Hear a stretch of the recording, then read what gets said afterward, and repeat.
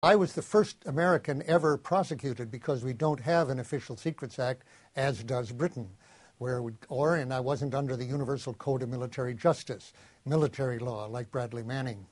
We don't have, as American citizens and civilians, a law that criminalizes all release of classified information, and I hope it remains that way. It may not.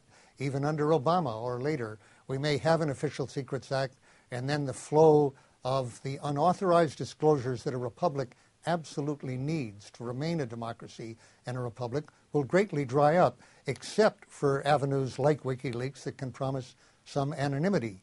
As for the risks, and I was worried about that with the first releases, going back to the Afghan logs, the claims that people would be put at risk, that's apparently has turned out to be very, very overblown.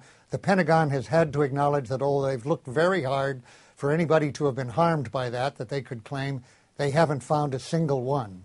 So the danger of these releases is, to say the least, exaggerated. It turns out to have been near zero. The value is limited. It's moderate, but definitely worthwhile. What they're worried about is not the lives of soldiers, but the reputations of politicians who've lied, who've embarrassed themselves, who've soiled their linen, let's say. And of course that's embarrassing. They're very concerned about that. The republic will stand. The man who's accused of this, Bradley Manning, for what he's alleged to have admitted to Adrian Lamo, his incentive was in the first instance the quite blood-curdling Apache helicopter murder, headline collateral murder of civilians in Iraq, the killing of wounded unarmed men on the ground, which was wrongly withheld from Reuters when one of their own cameramen was shot, and they couldn't get that through Freedom of Information Act.